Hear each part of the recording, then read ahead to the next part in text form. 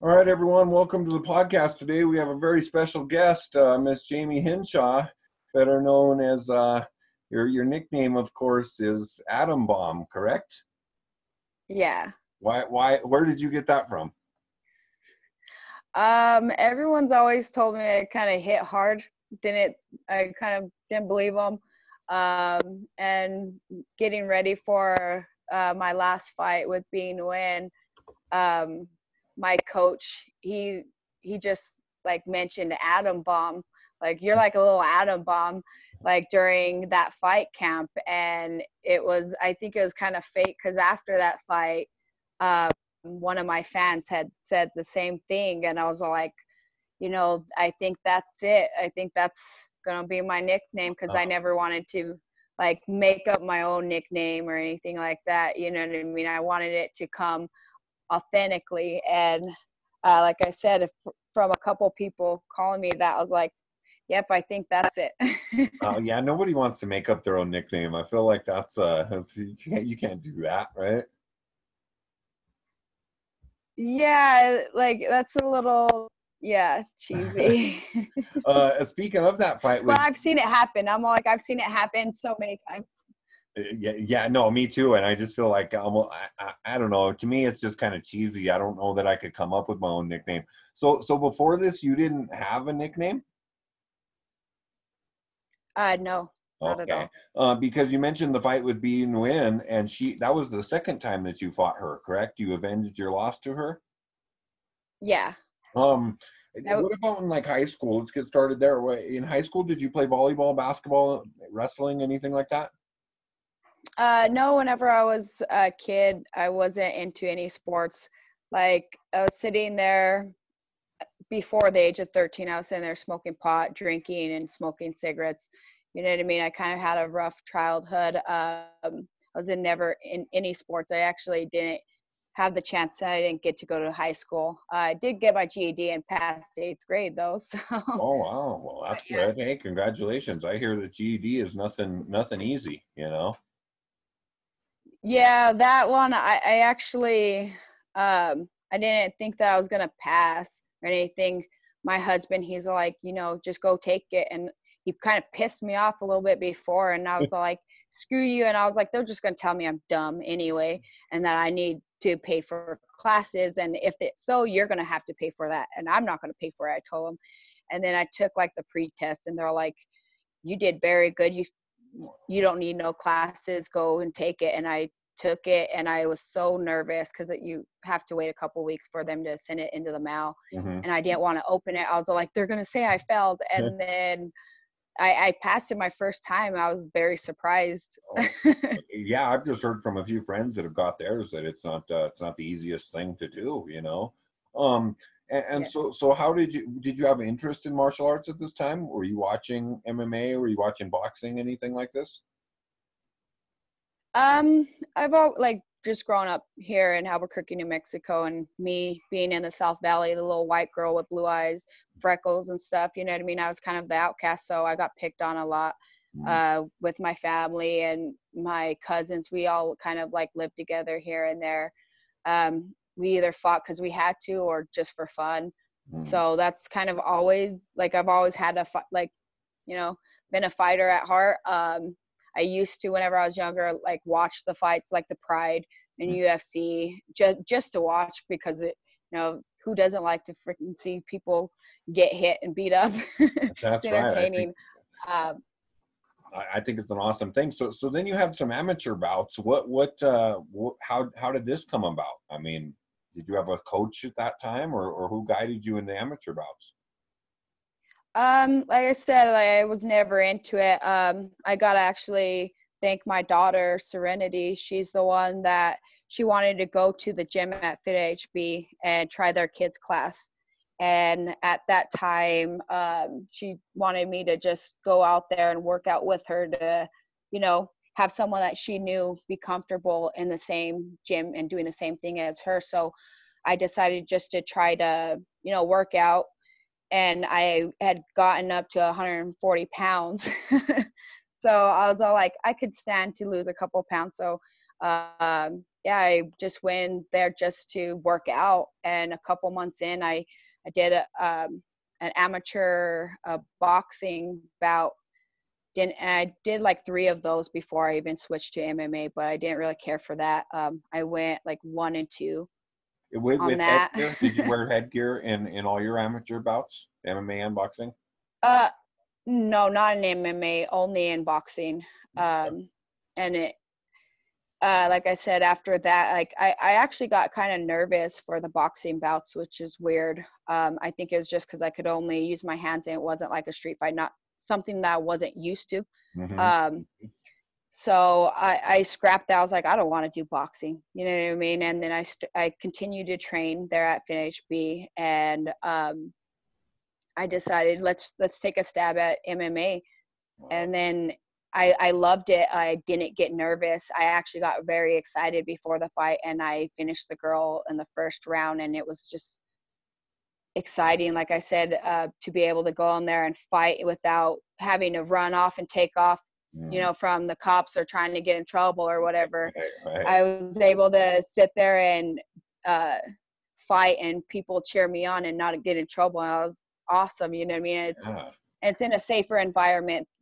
Doing it then, because, you know, on a street you don't have no rules, and you could get stabbed, punched, you could get shot at. You know, I've been shot at before. I've had knives pull out on me. And in the cage, you know, it's a little bit safer because there's rules and there's a referee to stop it. So right. Well, and then, you know, from watching a bunch of girls street fight in my life, none of that hair pulling, right? That's got to be the worst. I see that every time I see a fight. And so then you did the amateur thing. Did you know right away that you wanted to try this professionally? What were you doing this time for work, if you don't mind me asking? I was just I was fortunate enough. My husband was taking care of me and our daughter. So I was just a housewife. I did have 2 jobs, just like at McDonald's and like at Dollar Tree as a cashier and stuff like that. But I hated that. I didn't like it. Okay. So, and I didn't have to work because my husband was in the union and stuff. So like I said, I was fortunate enough to be just a stay-at-home mom and take care of my daughter, and you know. And I assume he pushed you to do the MMA thing? No, he didn't. He actually just he supported me. He's like, you know, you do whatever you want to do. Okay. He's all like he said, he didn't like tell me you have to or anything like that. So he's seen that I loved it.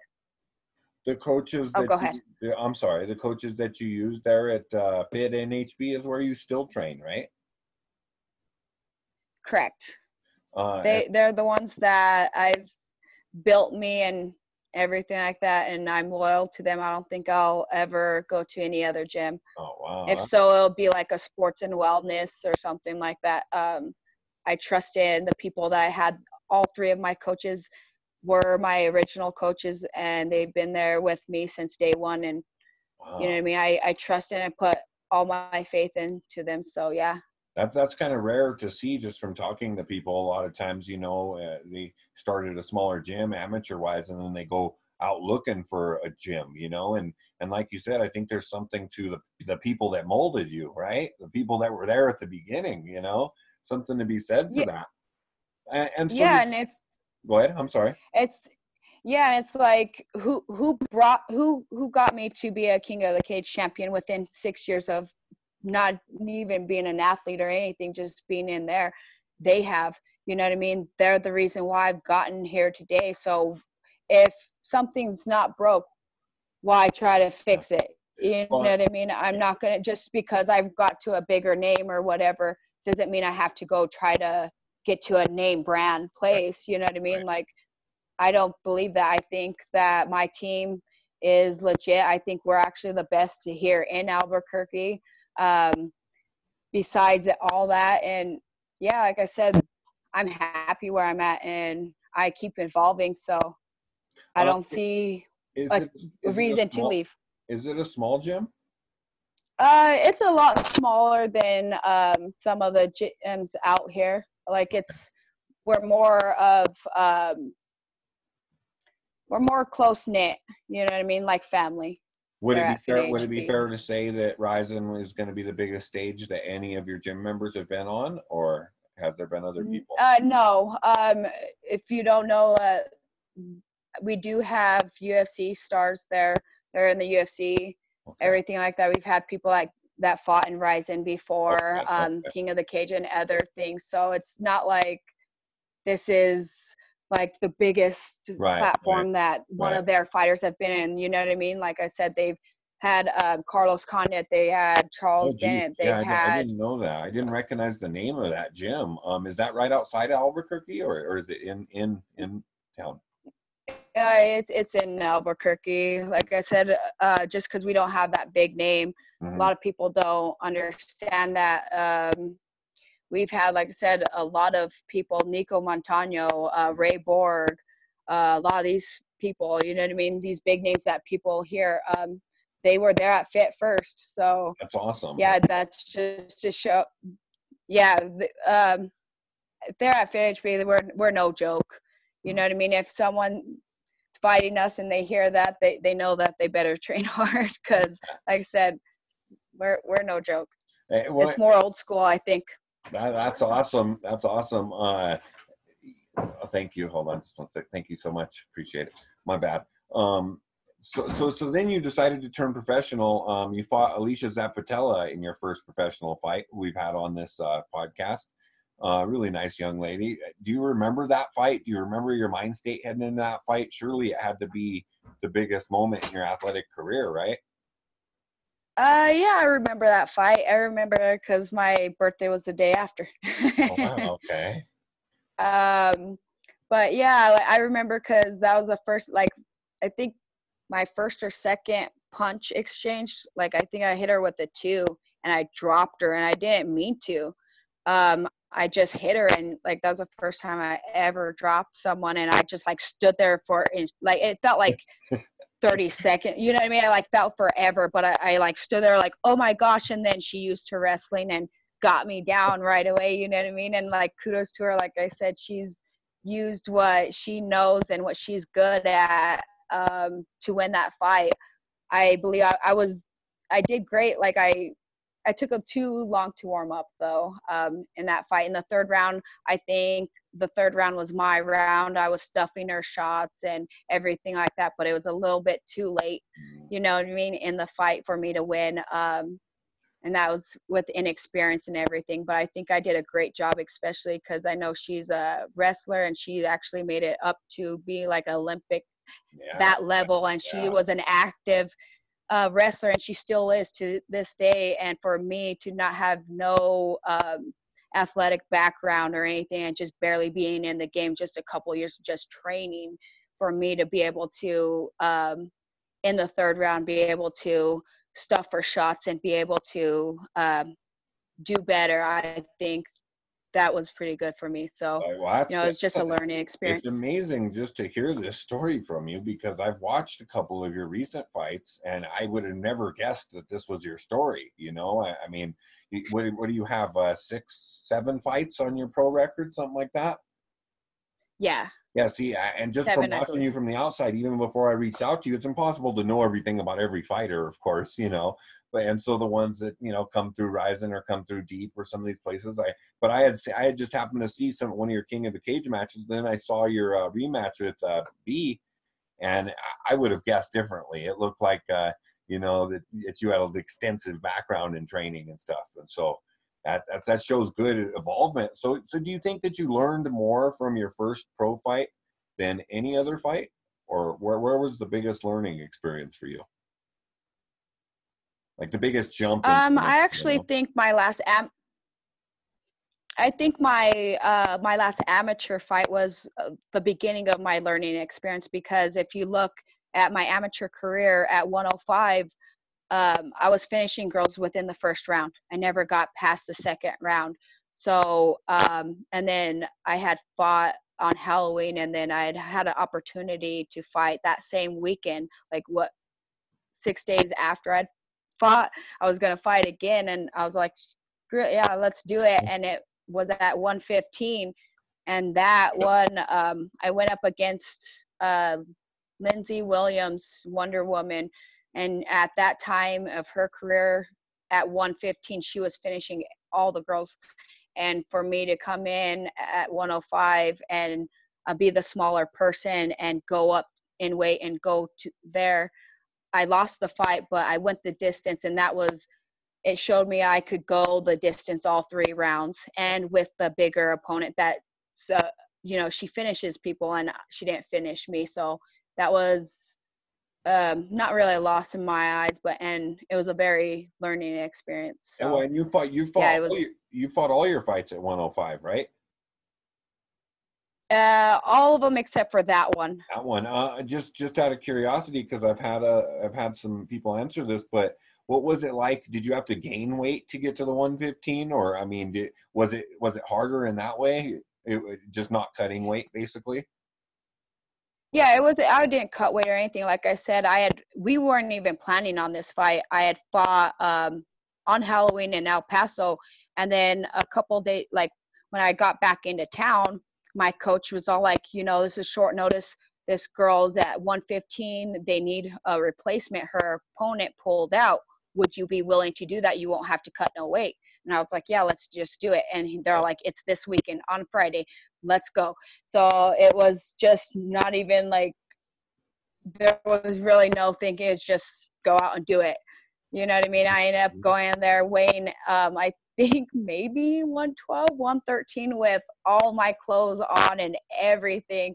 And she was sitting there cutting weight. You know what I mean? So I was the very smallest, like I was very small fighter. And if you've seen the weigh-in pictures, she's very tall too. And then she had like an army or military or some type of background. Like she's very yoked. yeah, she's a tall girl too, like you said. Okay, and then you won the atomweight championship and King of the Cage in your 5th fight. Is that correct? 4th or 5th, I think. Yeah, I think 4th. Okay, and I can't remember. What was that moment like? I mean, to have a belt wrapped around your waist, you probably never had nothing like this before, correct? Yeah, it's weird because my expectations, I thought I was going to be so much more excited, but it wasn't really.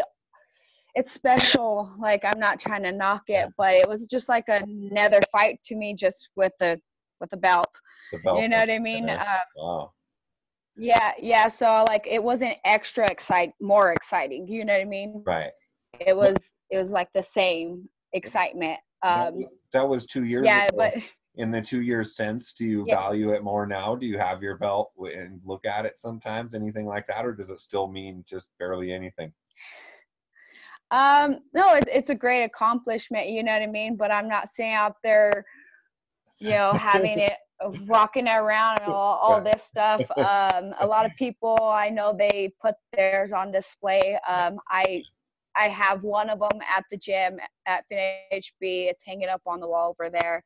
And my other belt that I had won, it's in the closet in a corner. Well, to many more, hopefully, right?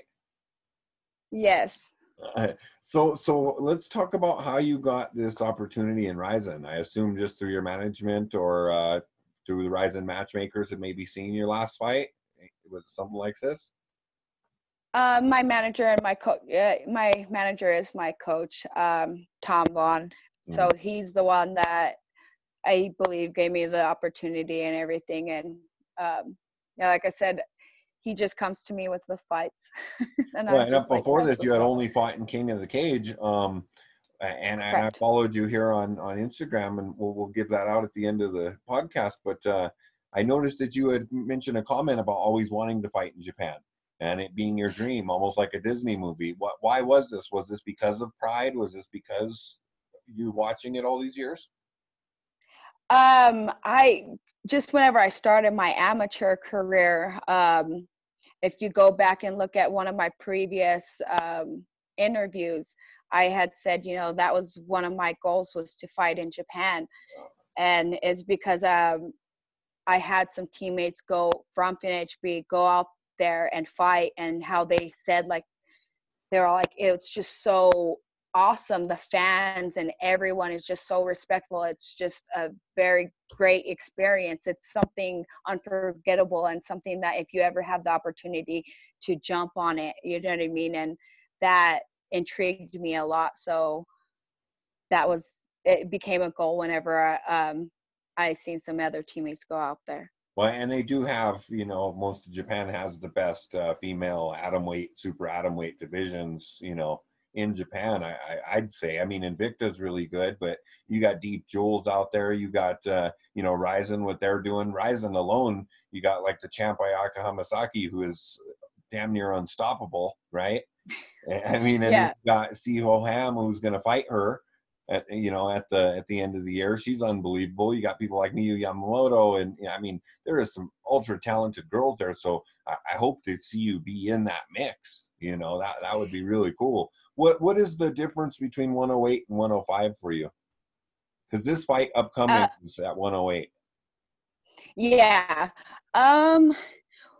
I don't know. It's just, I won't have to stay in the bathtub as long.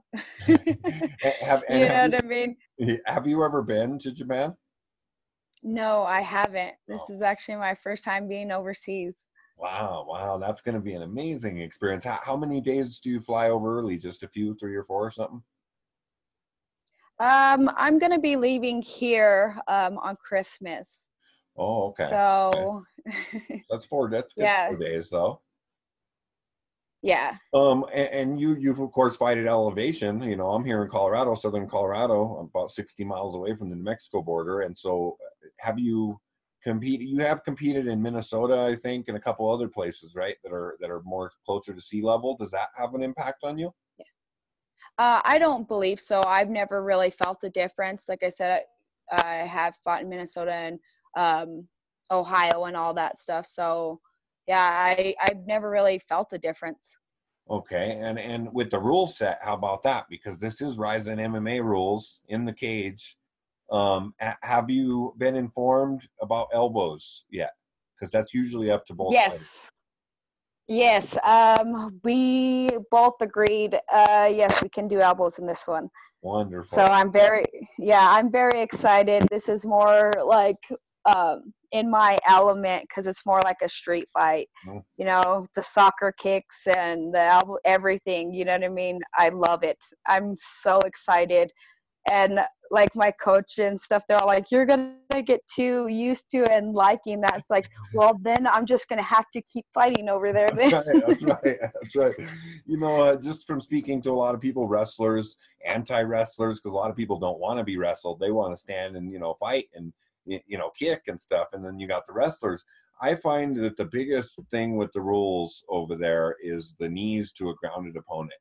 Because it's really hard to just stall on a single leg and hold someone there when they could knee you in the fucking face, right? I mean, and so I think that there's advantages, like you said, if you're used to more of the street fight type mentality, there's advantages to that over a girl that just wants to go and hold you down and wrestle you and take mount all the time.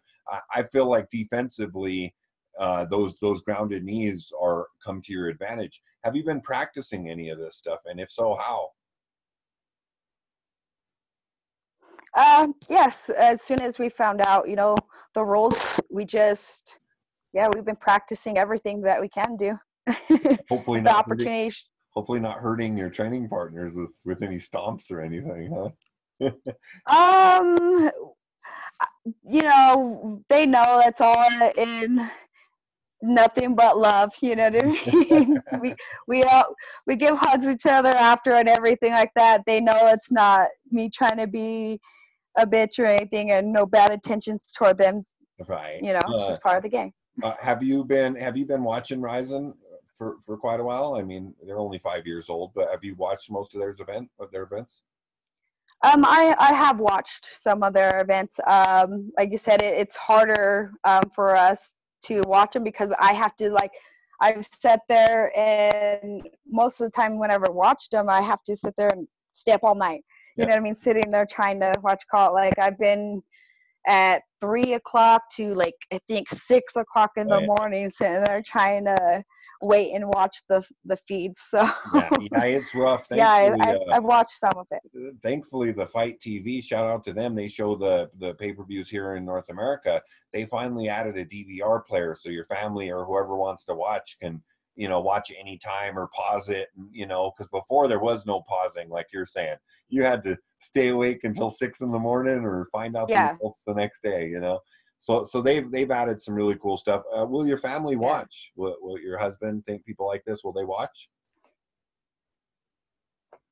Yes, they're trying to see what exactly where to watch it, because I know with Bellator and their little the deal that they have with Paramount, they only have a certain time slot or a certain fight. So I don't know if I'll be able to make it on that. Right. You know what I mean? So I might be able to make it on the Bellator app somewhere. Is that we're still trying to. Do you know? I'm sorry to cut you off, but is that been what's told to you? Is that they're going to show those postlims on the Bellator app? Because there's been some confusion on that. Yeah. Actually, I haven't heard from them. I've heard from other people. Okay. Like I said, I'll know more or less way closer to the fight whenever I actually get there and get to talk to the people in person. Is more or less where when I'll find out where you guys can watch. Right. Well, and then we watch Rizin, of course, on Fight TV, but because this is a Bellator event, there was some talk of maybe it being on DAZN as well, because DAZN is also in Japan. DAZN is everywhere, right? It's there. So there was some talk of that. I just wondered if you knew anything. Your opponent, Kanna Asakura, I assume you've studied some tape on her. First of all, let me ask you, do you watch tape on fighters that you're about to fight? I try not to. I don't like to. That's my coach's job. Mm-hmm. You know what I mean? I don't want them getting in my head. So yeah, okay. I sit there and, like I said, I trust in them. They're the professionals. They know more than me. They could see stuff and they watch it and then they prepare me what they think that I need to be prepared with. Right. Just casually, did you see her last fight with Alicia Zapatella? I didn't actually get to see that one. I wanted to watch that one because I have fought Zapatella and I was interested in watching that fight. I couldn't find the feed or anything that day. So, or I forgot. I don't even know what I was doing. Either I couldn't find the feed or I fell asleep. I can't remember, but I know I didn't get to watch that one. Yeah, it's hard over there. Well, I mean, I think it's a really big deal for these rules to be in the cage. Do you recall the last time you've seen this set of rules in a cage? See, and there's a confusion right there. I've heard that it's going to be in the ring, and then I've heard that it's going to be in the cage. So, well, and in the contracts, it's subject to change. Mm-hmm. It could, you know what I mean? Mm-hmm. But it did tell me that I was going to be in the ring. So, oh wow! And I'm hearing a lot of people saying that it's going to be in the cage. So, you know, I don't know. That's really weird because Andy Wynn, she's fighting Aishimitsu, and she said on Twitter that it was going to be in the cage, and she's part of those. Well, you know what? She's part of the main card on Paramount is why. Because the main card on Paramount for sure is in a cage. Because those are all unified rules, right? They're all I believe so. Yeah, Fedor and Rampage and all them are the unified rules. The rules that nobody cares about here in real fight land. You know what I mean? But that'll be interesting either way, ring or a cage. Do you have a preference? I'm working. Like I said, I fought in the cage and everything like that, and I trained in there before, so that's not going to be an issue. But I am training in the ring right now, just in case. So I'm prepared for either way. Do you feel like a ring favors a wrestler, or it favors a striker? I'm not. I didn't really think of that. Well, the reason I ask is because I talked to, and we'll be talking to him again, Mr. Frank Trigg, who was a wrestler in the UFC. He described that getting up, it was harder to be cornered, right, than it is in an octagon or a decagon or whatever, because there's only 4 corners. So it was harder to be cornered. So offensive wrestling wasn't as easy, but I've had other people tell me that it's easier to get up because of the ropes. And I've had other people tell me that it's easier to get up because of the cage. So that'll be something interesting, you know? Yeah, I guess it's just the way your strategy of trying to use the ropes to get up Mm. versus the cage, because like I said, there, if you're up against the ropes, you're going to have to get up a certain way, a different way than you would up against the cage. You know what I mean? It's like sticking your butt out and Right. not having your back against the cage. And that you don't have really all that support in the thing with the ropes. So you're just going to it's, I guess it's just different. And if you're used to it and know what to do. So do you think that you're going to be like to arrive in Japan and surprise, surprise, you fight in a ring or a cage? I mean, is it going to be that late that you find out? I think so, possibly, because like I said, me and my coaches think that we're going to be in the ring, so that's what, like I said, I'm prepared for. But I've been in the cage before, so that's not. If it does switch to there, it's not going to be Not a big no. deal. It won't What, affect me. what about watching the rest of the fights? Will you watch them before you go fight or after? Is that something you enjoy?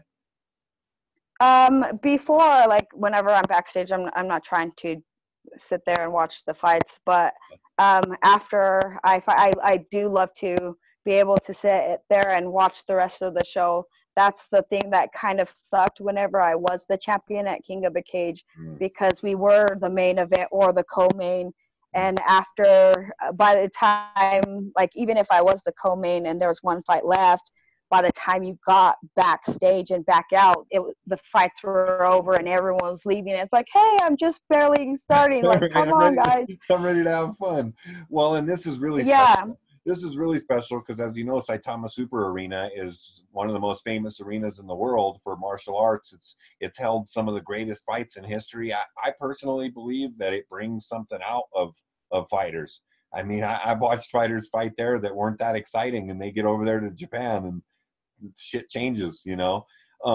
What about something in the air. yeah, something in the air? When do you fly back? um, I believe I fly back on the 1st. So will you'll have a chance, and will you try to go watch the Rizin event on New Year's Eve? I would love to. I'm That all like, that would be great if I have the opportunity and everything. Yes. if you can, my personal advice, if you can swing that somehow, get in there and watch that, because as big as that Bellator Japan show is, it's as big as the shows on the 29th are for Rizin. They celebrate New Year's Eve. I mean, I don't know if you've seen, but for example, they have a 6-hour TV slot on Fuji TV for New Year's Eve. It's tradition in Japan. Of course, all the great prides were on New Year's Eve, and everyone sits home in front of their TV and for New Year's Eve instead of going and getting shit faced drunk like we do, right? And so Yeah. if you get a chance to do that, really do, because they will crank up the show volume to an 11, you know, come the 31st. And what about being announced by Lenny Hart? That's a possibility for you. Have you thought about that? Yes. That just gives me goosebumps. Just thinking about it. I hear My you. husband was even excited about that.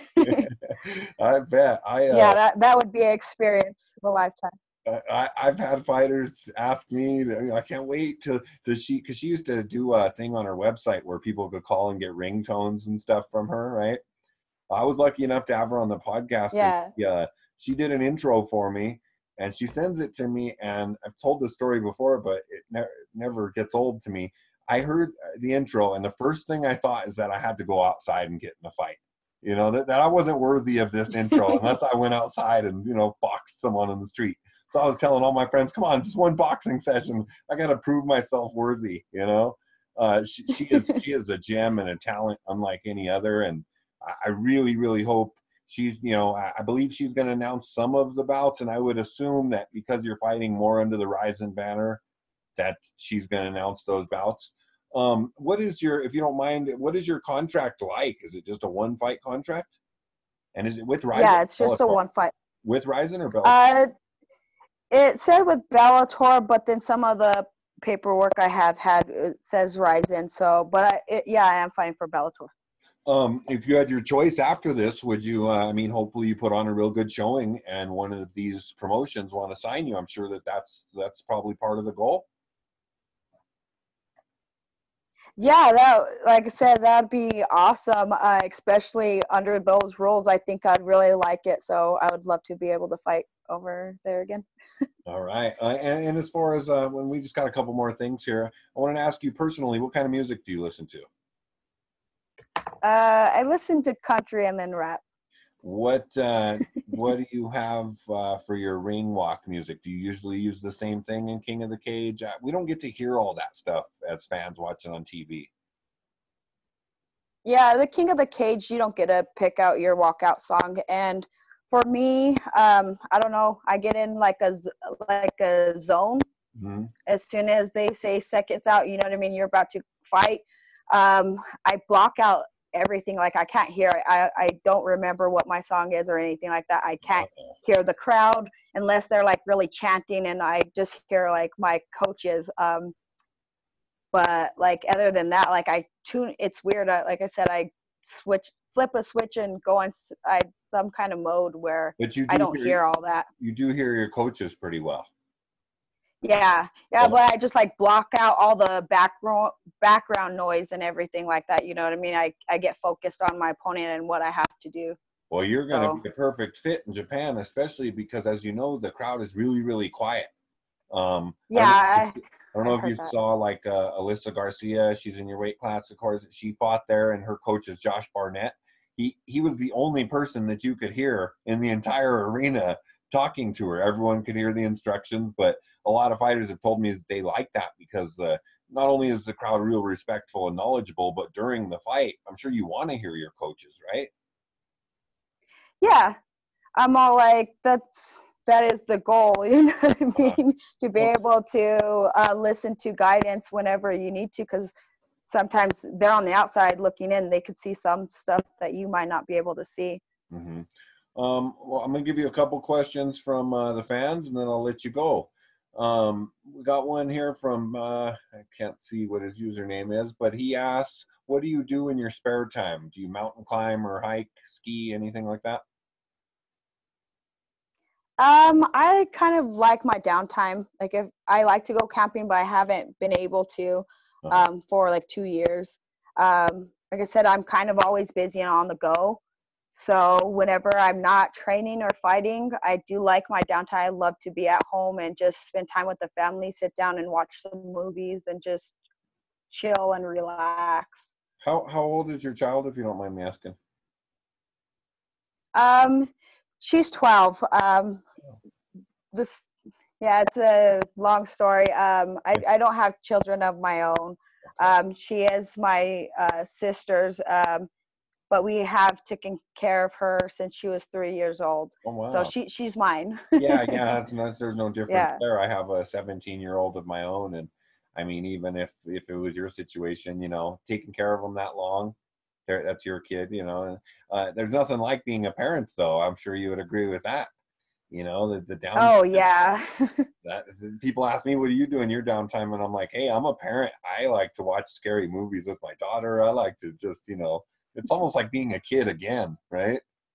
Yeah. And I love watching cartoons and everything like that.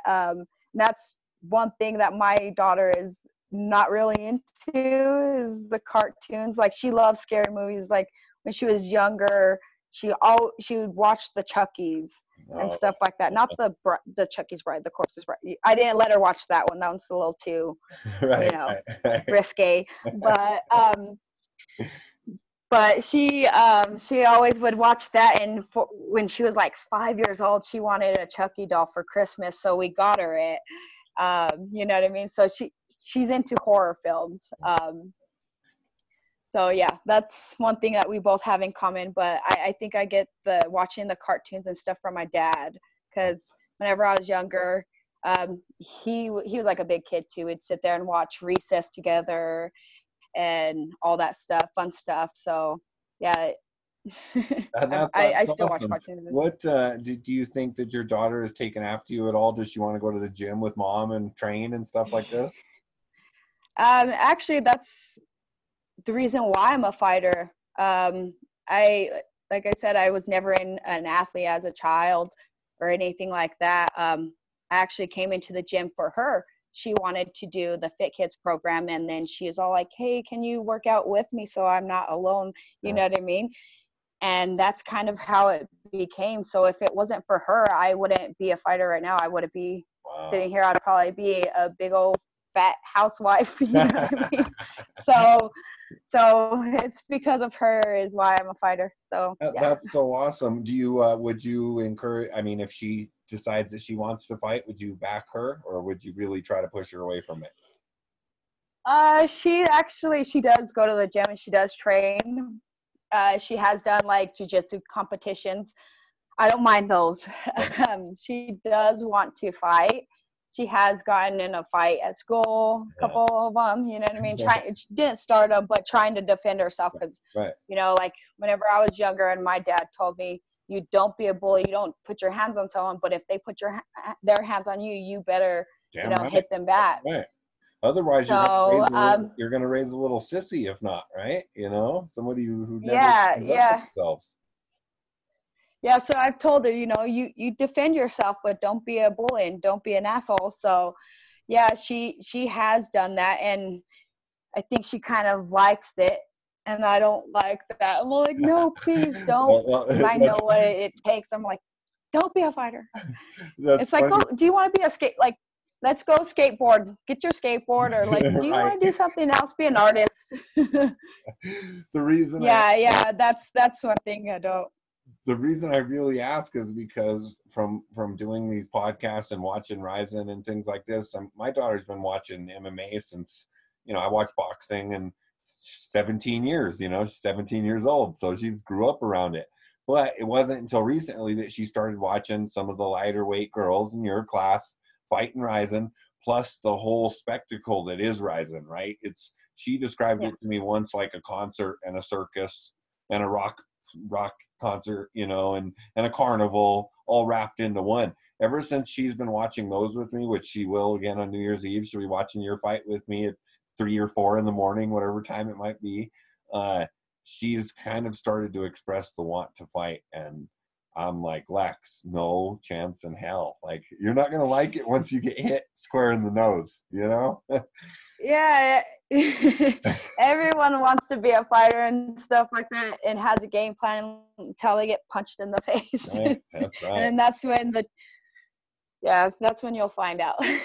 But yeah, it's scary for you to think about your child doing it. You know what I mean? It's like, I know I do it, and it's like kind of calling the kettle black or whatever. But yeah, I don't want her to be fighting, and I don't want that lifestyle for her. But you know what I mean? I'll support her. And hopefully you'll be doing this so she doesn't have to fight, right? I mean, because even though you might like to fight, it's not the best lifestyle. There's a ton more jobs out there that are better for her than fighting. That's how I try to explain to my daughter. It's like, yeah, it's fun, and if you're passionate about it, great, but there's still careers out there that are a lot easier on your body, a lot less wear and tear, I've had a couple surgeries since. Anything major? Actually, whenever I won the title, I broke my arm in the first round, but because I had beef with the girl, and my pettiness was like, I'm gonna take this belt from her, and she's not gonna because I knew something was wrong when I went to go punch her. I felt something move in there. I was like, ah. But so I have a plate in my arm. Right away in the first round. She threw a kick, and at first when she threw it, I just thought it was a good kick until I went to go punch her, and I felt it kind of like crunchy and something moving there. I was like, something's wrong, So I kind of. Oh, I'm sorry. Go ahead. It was Melissa Karajani's. It was our second fight. Yeah. So you had a rear naked choke on her, right, in the second round or third round? Yeah, actually, I was in the 4th round. Oh, okay. It took a while to get Wow. back to the thing, but I choked her out with a broken arm too. I'm on with the broken one. Have you had other girls that you've had problems with fighting like that? Only her, because when we first fought, when we were doing the weigh-ins, I thought it was disrespectful. I went to put out my hand and she didn't shake it. She wanted to have a photo op first, you know what I mean, and take photos and pose. And it's like, you could do that after. We're here to fight, whatever. You're like, give me my respect. And it pissed me off, you know what I mean? And then for getting ready for our rematch, she kind of talked some stuff, and then she had actually some of her sponsors and friends come to my page talking crap. And Oh, wow. you know, it's like, you think you might, she thought it was going to get in my head, but more thing, it fueled me more, and it pissed me off, and she didn't like it, and she ended up going out the next time. So yeah, there was a little bit of heat and tension there. So like I said, once I felt that something was wrong, I was all like, I'm not going to let her win. Right. Would you say that helped you to be mad like that? I don't know. Like I said, when someone pisses me off, yeah, I think it fuels me more. But you're not I think, necessarily yeah, looking for it, though. yeah. Like I said, I don't sit there and look for it or anything, but if they sit there and they talk crap or whatever and piss me off, that just gives me more incentive to hurt you even more, or how bad I can or want to, you know what I mean? Right, So right. All right, we got another one here from GA123. He asks who your favorite fighter is when growing up, and then is it different now?